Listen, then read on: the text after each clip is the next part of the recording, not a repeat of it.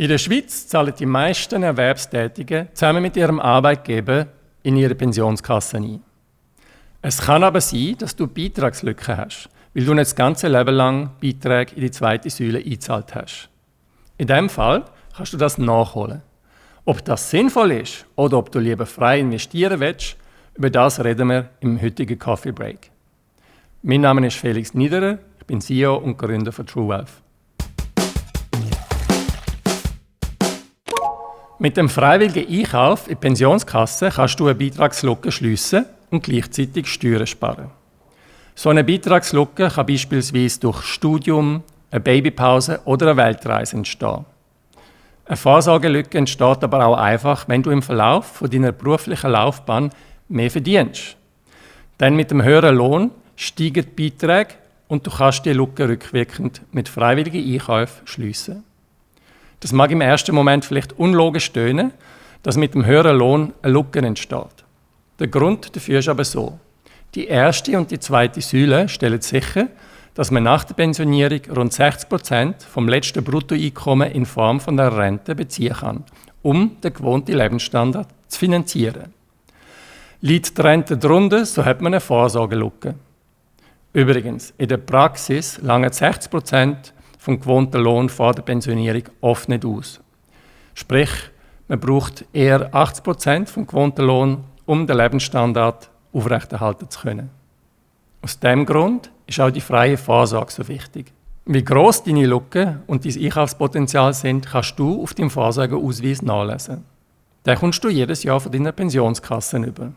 Falls du parallel dazu aber auch noch ein Freizügigkeitskonto hast, musst du das vom maximalen Einkaufspotenzial selber abziehen, bevor du freiwillige Einzahlungen in PK machst. Von deinem Einkaufspotenzial abziehen musst du aber auch Vorbezüge für Wohneigentum, falls du solche gemacht hast. Schauen wir jetzt mal auf die steuerlichen Aspekte. Wie auch in der Säule 3a ist auch der Bezug von der zweiten Säule als Kapital später steuerpflichtig. Es fällt die Kapitalleistungssteuer an, die kantonal unterschiedlich ist. Du solltest also prüfen, ob die individuelle Reduktion von der Einkommensteuer heute höher ausfällt als Kapitalsteuer beim Bezug in der Zukunft. Und falls du dich entscheidest, PK als Rente zu beziehen, ist sie zum normalen Tarif als Einkommen steuerbar.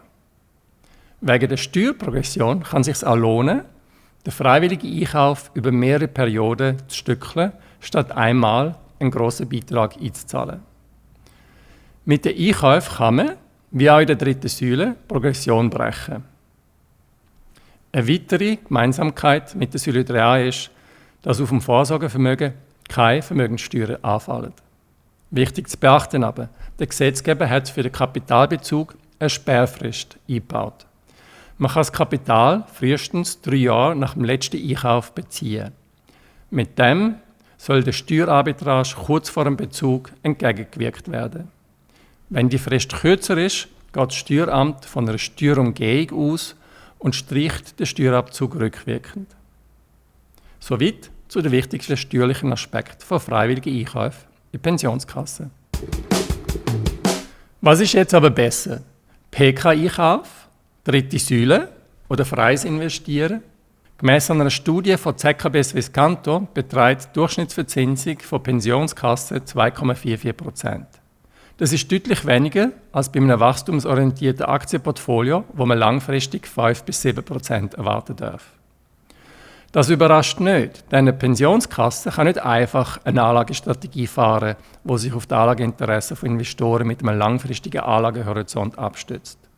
Sie muss auch die aktuellen Rentebezüger berücksichtigen. Das ist per se auch nicht schlecht.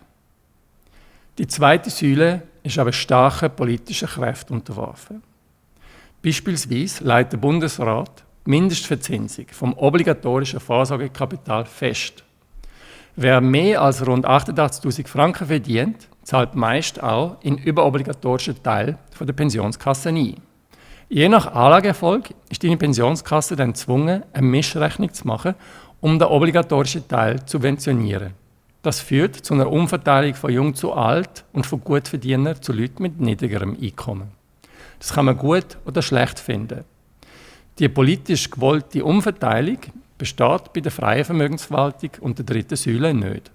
Dein Vermögen gehört dir und du kannst es frei investieren. Allerdings gibt es in der dritten Säule eine feste Obergrenze, die steuerlich abzugsfähig ist. Ab 2025 sind das 7.258 Franken für Angestellte und 36.288 Franken für selbstständige Erwerbende. Außerdem bist du bei der Wahl von deinem Anbieter frei. Weder die dritte Säule noch dein Vermögensverwalter sind an deinen Arbeitgeber gekoppelt und du kannst dich zwischen einem Online-Anbieter wie TrueWealth oder einer traditionellen Lösung entscheiden. Übrigens kannst du auch deinen 3A-Anbieter zu jedem Zeitpunkt im Jahr wechseln. Es gibt auch keinen Stichtag. Kommen wir zum Fazit. Wenn man die Vergangenheit betrachtet, so ist die durchschnittliche Verzinsung vom Alterskapital in der Pensionskasse deutlich unter der Nettorendite gelegen, wo man mit einem global diversifizierten Aktienportfolio hätte erzielen können. Die Rendite von einem Pensionskasseneinkauf ergibt sich in erster Linie aus der Steuerersparnis beim Einkauf. Je kürzer die Einzahlungen in der Pensionskasse gebunden sind, desto höher ist rein rechnerisch dein Vorteil. In den Jahren vor der Pensionierung ist das steuerbare Einkommen oft am höchsten, sodass sich Steuerabzüge wegen der höheren Progression besonders lohnen. Finanzplaner empfehlen deshalb in der Regel, einen PK-Einkauf nur dann in Betracht zu ziehen, wenn die Pensionierung absehbar ist, die Einkaufsbeträge steuerlich gut verteilt werden können und der Steuerspareffekt gross ist. Jeder Fall ist aber anders, vor allem mit Blick auf die persönliche Steuersituation. Je nachdem lohnt sich auch ein Finanzplaner oder ein Steuerberater.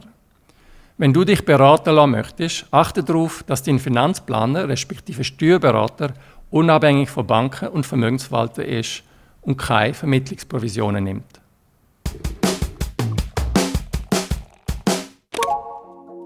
Wie leistest du dein Kapital fürs Alter an? Hinterlasse mir dein Feedback in den Kommentaren oder schreibe mir eine E-Mail auf felix@truewealth.ch. Mit dem bis zum nächsten Mal.